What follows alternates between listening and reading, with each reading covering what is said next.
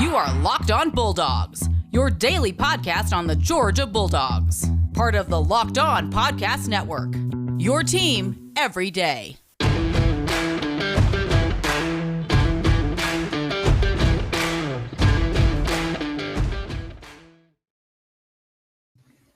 Hello, and welcome to the Locked On Bulldogs podcast. I am Daniel. And I'm Clint, and we couldn't be happier. If you could try to make us happier, you would fail.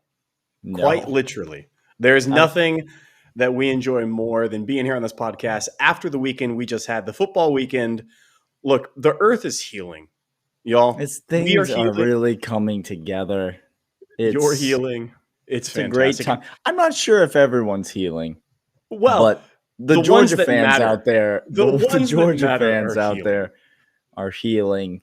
Yes, there's some others that really need to heal. I'm not sure this podcast is going to help you, but Arkansas fan, by the way, hey, really quick, thanks for making us your first listen of the day. We're going to get to a couple things here. Let's get through this because we have things to talk about. Daniel and I, that guy over there, and myself, we're fans first and foremost. I did it right. I think you just pointed. Is your screen backwards from mine? Because you just pointed the opposite direction. Oh, see, I'm pointing at you. Oh, okay, there we go. Nope. Nope. I looked back on it. Hey, Daniel and I are fans first and foremost. If you're listening to us, glad you're here. Glad you found the podcast. If you're watching us, glad you found the YouTube channel. We keep on seeing more and more people come, and we couldn't be happier. Thank you for being here. We are fans of UGA, and we're unapologetic about it. So, Auburn fan, hi, you're our favorite. Welcome. Here's my face. Welcome, Auburn fan. Here we are. There's Daniel's face, and get to know us because you're going to hate us this week. And I don't know why you're here, but we're glad you're here. Oh, you're going to be here, though. It's going to be great. It's going to be great. We are not gurus or insiders by any stretch of the imagination. Don't take ourselves too seriously nor each other. Have fun on this podcast. Become a fan and have your fandom increase as ours increases as well. What just happened, Clint? Did you something? Is an Arkansas fan? An Arkansas fan has just snuck into my house and is now just some sort of Daniel's video just voodoo sorcery. Over. Camera's just falling over. He's going to let you know how to contact us. Well, I'm just if you work at an electronics store, maybe you could contact us about some more stable equipment. All right. Listen, we're glad that you're here, whether you're a Georgia fan, an Auburn fan, a leftover Arkansas fan. By the way, Arkansas fans, we don't have time to address you all from the comment sections of YouTube and whatnot. We don't have time to address you all individually. But if we did, just know T's and P's to you and your families. We are pulling for you this weekend against Ole Miss because I think we can all agree Lane Kiffin is the worst. And Sam Pittman is fantastic. I mean, I think his post-game press – if you need to know how we feel about the game, just go listen to Sam Pittman's post-game press conference, and he will tell you everything that we think about the game. So, Arkansas fans, it's been fun. Auburn fans, you're next. Welcome, as Clint said, to the show. We're Georgia fans. This podcast is for fans, by fans. And so if you're a fan of Georgia or another team, this is the podcast for you. So thanks for being here. Thanks for listening. If you found us on audio, Spotify, Apple Podcasts, Google Play, Stitcher, wherever you find your podcasts, we're there. Locked On Bulldogs. Thanks for subscribing. Leave us a 5-star rating and review if you like the show, and follow along that way. You can also head on over to the YouTube channel, Locked On Bulldogs on YouTube. You can follow us on there. Subscribe to that channel as well. That helps us out a bunch. Or leave us a comment.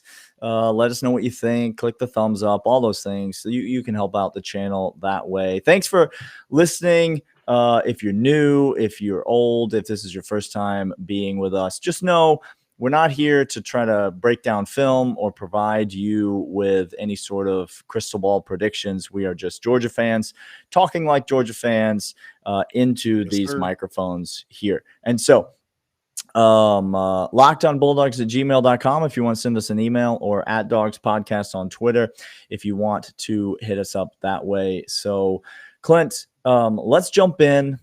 37-0. I was in the building, and let me just say that the building was elite. And you're welcome for that. I would like some recognition for the 10 points that Asher and I scored in that game. Kirby Smart was very clear about it. He was. And so how many points have you ever scored in Sanford Stadium? Because now I've put numbers on the board, Clint. You have. So I've done it. Leader in the clubhouse. You cannot take that away from me. The Kang himself has awarded those points. 37-0, and it was not that close. No, I think we can both agree it was not close. It was not close from the get-go. Now, this is we're going to talk about the offense today. We're going to talk about the defense tomorrow, and then we're going to give you our big picture of what happened college football-wise with a whole bunch of other games. But can I just start by saying this? Sure. Don't ever again. Here's a PSA. Okay. Oh, do I need to hold on? You do. M-dubs? If you ever question my head coach again, you're dead to me. You're dead to me. Let's just don't. Let's don't do it. Here's why. That stadium was rocking, and yes, he was the one bringing in, welcoming it with the AD. There was a collaboration, get that stadium pumping and feel like a absolute high profile game, which it was. And from the jump, it was electric. It was elite. We had recruits in the building that had just coming off of broken ankles that were just there to watch the atmosphere, and it was elite beyond elite. So thank you, Daniel. You get recognition. But can we talk about this offense? And I want to start here. Here's where I want to start. Sure. Anybody still question our ability to run the football? Raise your hands. Quick survey. Oh, I see no hands. No hands are going up. Hands. From the second that JT came down with his injury, which apparently has been lingering for a while, the offensive plan from Monday was this. We're going to absolutely murder them by grounding and pounding the football. That's it. I mean, it was 6 guys in the box, sometimes 5 in the box for Arkansas. Clint, for Arkansas on defense consistently. And Kirby was testy after the game. He gets so mad about people liking JT Daniels or what. I get that he's trying to defend Stetson Bennett, and that's his guy. And I'm glad about that. Sure, defend your players because he feels like Stetson Bennett has been disrespected, and like I get that. That's fine. Yeah.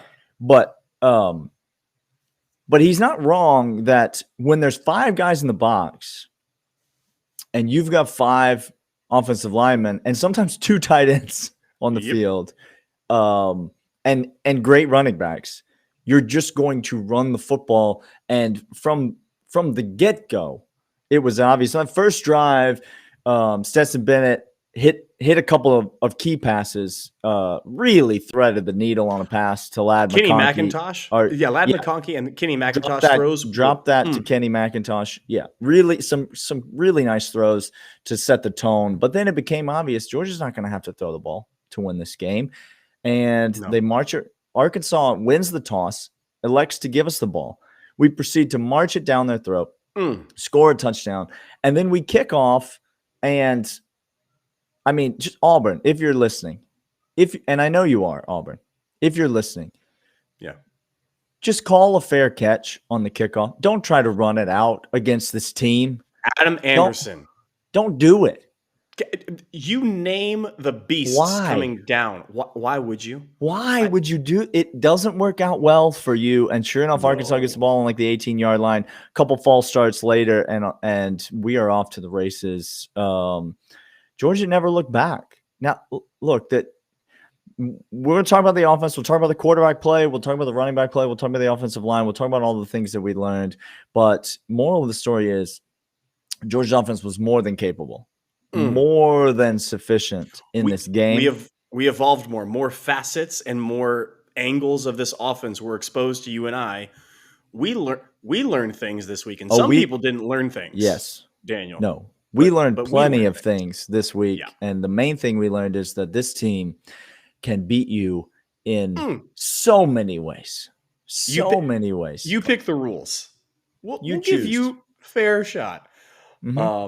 Absolutely. Hey, we're going to come back, talk about everything that Daniel just said. But first, we want to let you know about Prize Picks.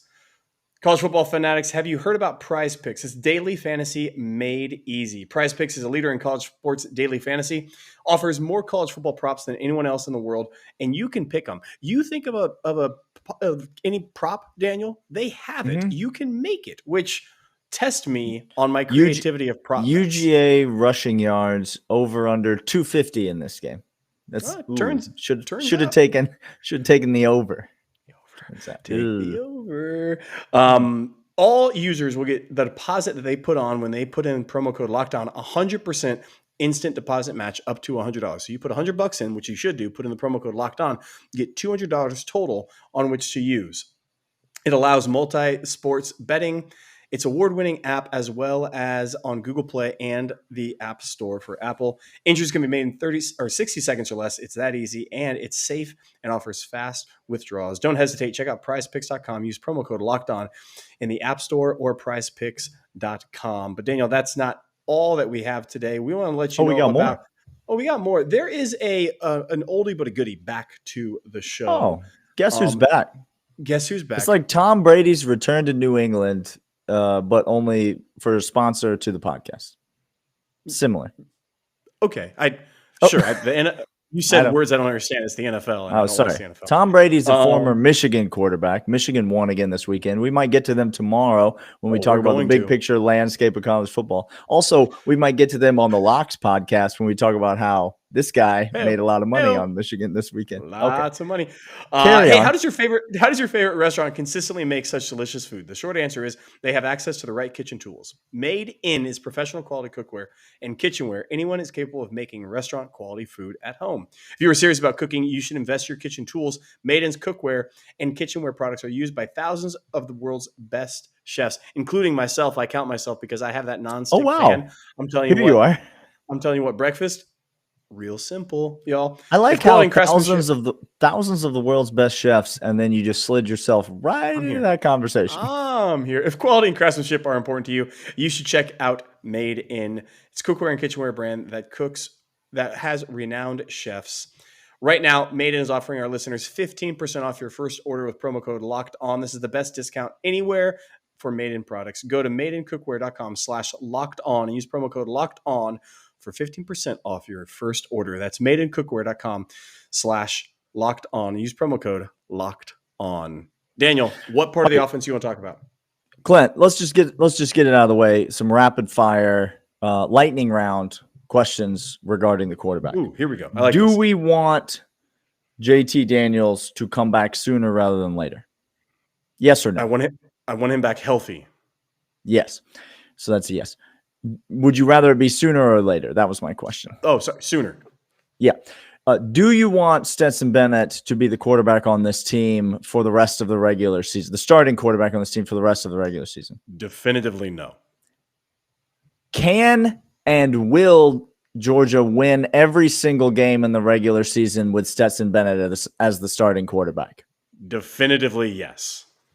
Will any team get within 10 points of Georgia this season in the regular season with Stetson Bennett as the starting quarterback? Definitively no. Did Stetson Bennett need to throw the ball even one time on Saturday for us to boat race Arkansas? He needed to appear as though he might throw the football, but no, he did not need to throw the football one bit. Did he have one really, really, really terrible throw that should have been an interception but wasn't? 1,000% yes, and it was the worst throw I've seen him make yet, including the picks that he's already. Now here's the key question, because there's some Georgia fans listening to the podcast, and this is the one that they need to hear you answer. All those were layups, softballs, easy. Okay? But listen, some of those questions about can we win and will we win every game with Stetson Bennett, you need to hear those, Georgia fans. You need to hear that. A year ago from this time, we said to Auburn this was exactly the case. Stetson Bennett will come out and roll you. By the way, M-Dubs, have we heard from the Locked On Auburn team? So really quick, I got to let its Twitter handle, JDog3013, asks us, have we reached out to Locked On Auburn to see if they're going to join? Really quick, let's get an update from M-Dub's executive producer.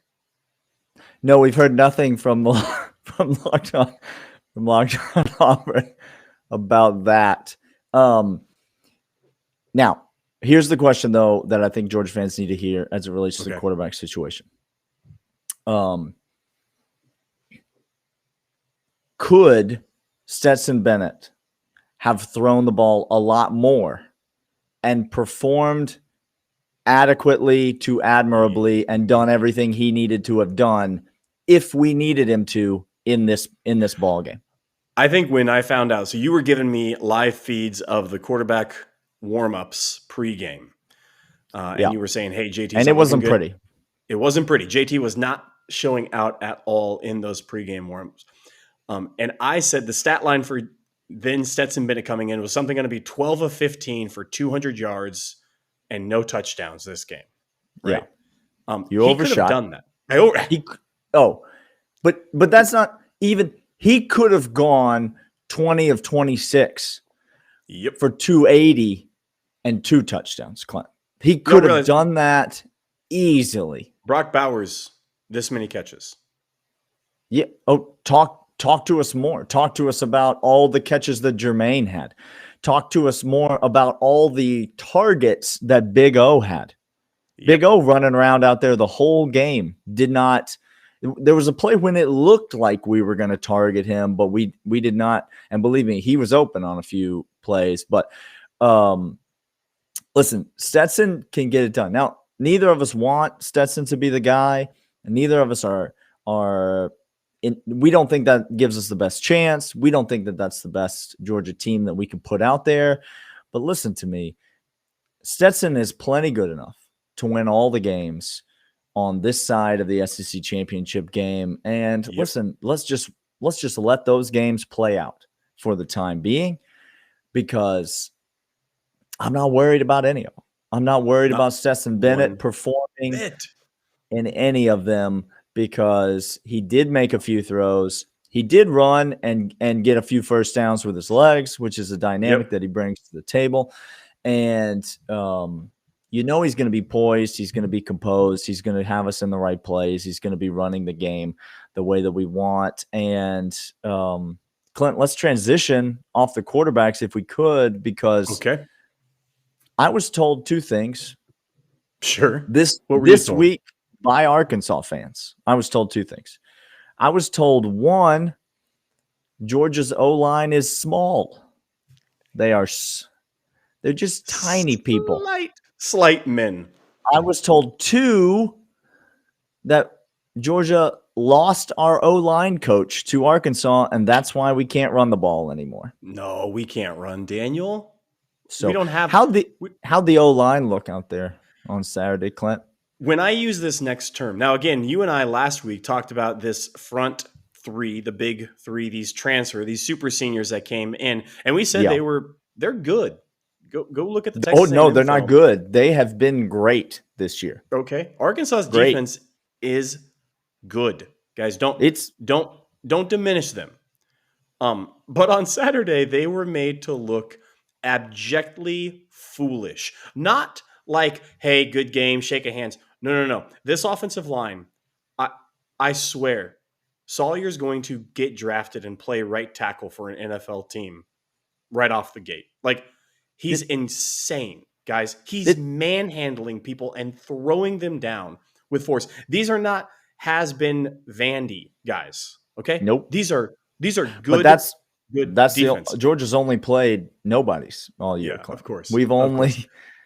We haven't seen them against any competition, but all of a sudden, these guys, you bring them in to Georgia, we make them look like trash, and now Arkansas's defense is trash. That's the narrative that's going around now. No. Arkansas's defense is still just fine. All right. I think you're going to see Arkansas's defense play. Now, I don't know that they're going to have as much success against Ole Miss as Alabama did this weekend, but I think you're going to see Arkansas's defense play well against Ole Miss. I think they're going to come in there ready. But it wasn't the run blocking that caught my eye in this game, Clint. To your point, It was the pass protection. That on that pass to Kenny McIntosh, the pocket that Stetson Bennett was standing in was pristine. Pristine. And Jamari Sawyer on that left tackle he's just got dudes trying to speed rush him around the edge, and he's not having any of it, Clint. Nary a holding penalty on the offensive line, nary a false start, nary, and I know we're playing at home, but clean pockets when we needed to throw, and massive running lanes all day long. Clint, you can't say enough about this offensive line. I think it was it Kindle's? I think it was Milton's touchdown run. The blocking scheme that, by the way, Todd Monken has on that run, oh my gosh, a thing of beauty. Okay. And the lanes and the fits and the crispness to the blocks was so on point. They execute, they are tough, they are smart, they are strong, and they are fast, and they don't give up blocks. They keep pushing. This offensive line, Van Pran, by the way, he might be, just you mark my words right now. Go on. He might be the second best offensive lineman we have right now. Right now. That kid is playing like this spot should have been mine all along, and now that I've got it, ain't nobody going to come and take it away from me. So really happy about that situation. Listen, we're going to come back. We're going to talk about the running backs. We're going to talk about a little bit big picture offensive stuff, all that stuff. But first, let me tell you about the fine folks over at Built Bar. Built Bar is the tastiest protein bar on planet Earth.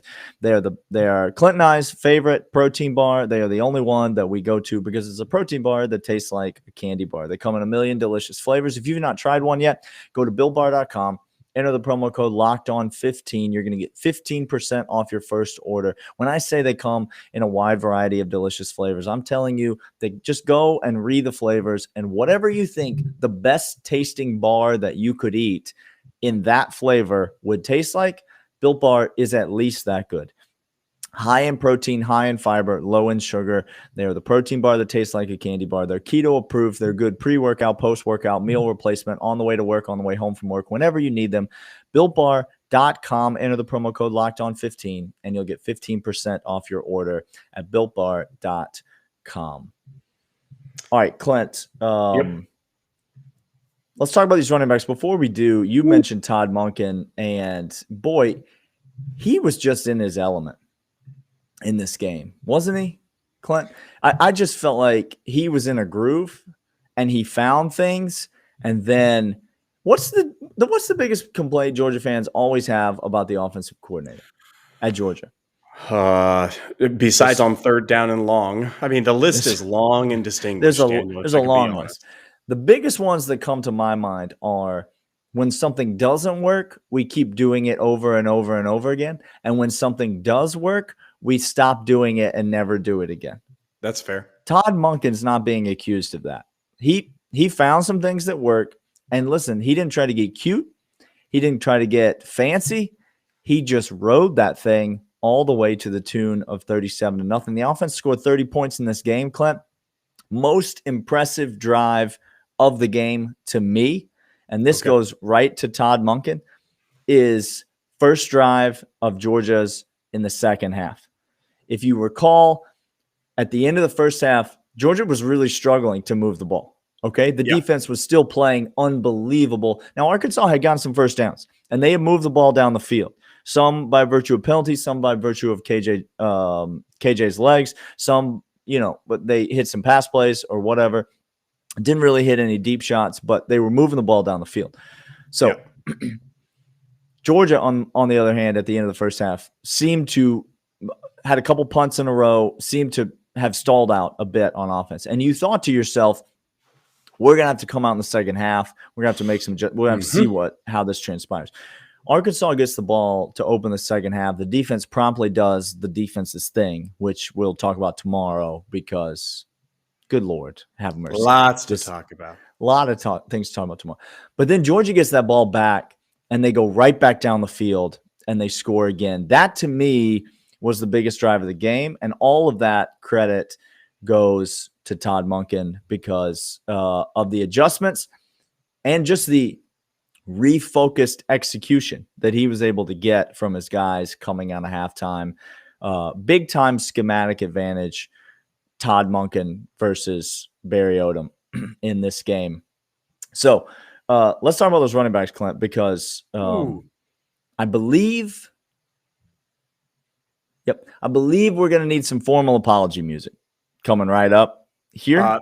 For me or for you? Which one of us is formally? I think for both of us, because number four is he coming for his right now. Listen, James, we're sorry. Sometimes Clint and I say things, and Arkansas fans will tell you we say things that are stupid sometimes. Last week, Clint said that Darren McFadden was the only player that had ever played at Arkansas. And Arkansas fans in the comments did not care for that. They did not care for that comment. We just get so scared sometimes, James Cook. Yeah. And so we say things, and we're sorry. Yep. Please don't ever stop doing the things that you're doing. He was fantastic in this game. He's running inside and outside. And that burst of speed, Clint, it's different than any other back on this team. It's different. It's different. Look, Zamir White has shown that when he starts taking off down the hole, it's a boulder and it's a lot to take, and it's a lumbering force. Okay. James Cook, on the other hand, has shown you that his quickness, his 5-yard sprint speed is insane. Yep. Okay. It's unmatched, and that burst is there. Kendall Milton is showing that he is elusive as well as powerful. The average give that man the ball on the goal line. Kendall Milton. I love Zeus. He's won me over this year. Zamir and 2 and 3 are the only guys that should ever get the ball on the goal line. Ever. Exclusively. No one ever. Else. Okay. But look, here's the deal. This running back, we've been told. Now, there was somebody, I forget who it was pregame. I think it was just all the announcers. They're just lazy when they talk about the weapons for Georgia and they talk about our depleted wide receiver core. And it just pains me because all you have is Jorge with a torn ACL. You have no clue of anybody else we have. As a matter of fact, I had to mute the TV. My kids and I were watching the game. I had to mute the TV, and they said, "Dad, why are you muting it?" I said, "Son, because I'm not letting stupidity come in this house." And I said, "No more of this." Okay. Yeah. You got to draw the line somewhere. I got to draw it. But when we talk about the workhorse stable of running backs, we're here. Like y'all. Everything we thought they showed out in incredible fashion this game. This was all Todd Monken. And like you said earlier, Todd Monken is somebody that you tell him what he's like that show. I forget what a show, but they go into people's houses and say, "What's in your cupboards? I'll make you a exquisite meal tonight with whatever's in your cupboards." And Kirby said, "Hey, I don't think JT's going to be able to go. Do you think you could beat Arkansas with only running the ball and throwing 8 times per game?" And Todd's did some calculations in his head really quick and he said, "Yeah, no problem. I could do that." He said, "Yeah, I think I could hang 30 at least." Because all these guys, Zeus, do you think, and Kendall and Cook and McIntosh, you're going to be those guys? We're fine. He said, "Hang on, call Dan. Dan, do you think you could hold them under 30? Yep, then I think we could win, Coach. Yep, we're fine. Okay, we're fine. No, it's exquisite. It's fun watching and it's fun seeing the different ways. Like Princess Bride, all of a sudden midway through a fight, you realize, oh, I'm left-handed actually. Oh, you want me to air it out? Let's go. I can do this all day. You want me to ground and pound? Sure, no problem. You want me to play for field position? Whatever you want. Again, you name the terms. Our offense can do it. The defense gets all the credit in the world, which, by the way, they should. Yeah, but I'm going to tell you, they should this tomorrow. Right now. Yeah. Right now. You tell me a more balanced, potent offense in all phases of the game than Georgia right now in college football. And if you want to say Alabama, don't at me because I watched their offensive line and I watched their running backs. They're good. They're good. Running back. Running back. They're not us. I'm going to tell you this right now. What about Florida? Hey, Florida fan. I know you're here too. What about Florida? Okay. Gosh. Okay. I have never in my entire life been so joyful of a show Mhm. that Dan Mullen is pulling off down there. It's next level. Daniel, you saw him. I mean, post-game? you heard him in the post-game press conference, right? They won the game. They won the game. He had 380 yards of offense, and the other team only had like 250 yards of offense. So they won. We're good. We're fine. They're undefeated, I believe. Guys, can anybody do what we've done with this offense? We're gonna get to big picture college football on the next show. Let me just end the podcast today with this. Thanks for being here. Thanks for watching. If you're on YouTube, subscribe, especially if you're a Georgia fan. We're here every single day. If you're on the audio podcast, subscribe to that as well. Thank you all so much for being here. Let me end the show with this. Conservative Kirby showed up on Saturday. Yep. He was there. That was him. You understand? This team just won't let us be in a close game. They won't let him. He tried to bleed that clock and run conservative field position offense, and they just said, nah, we'll just score. Nah, what if we just back them up to the 2-yard line and then block a punt in the end zone? What if we just do that instead? That was the Kirby you were scared of, Georgia fans. And that was a top 10 team. And the result you got was 37-0. Yes, an Arkansas fan, we give you credit. You were a top 10 team. Like, we recognize that. And unless Kirby starts instructing players to slide after they get 5 or 6 yards, just take a knee out there. This is Auburn. The new normal. Auburn, welcome to the comment section. You're next. Oh my gosh. Have you seen the early line, Clint? Do you know how much money is already on the line? People are out here saying, oh my gosh, 16, so many points on the road in the SEC. 16? No, I just bet it at 14, Clint. Oh, it got down. Sunday night line coming down. People out here betting on Auburn at home. Cool. All right. We'll be back tomorrow. We'll see you guys. We're going to talk all about the defense. We're going to talk about the big picture of college football, the landscape, what we learned, all those things. Join us then. We will see you guys on Tuesday. Have a great day. See you later. See ya.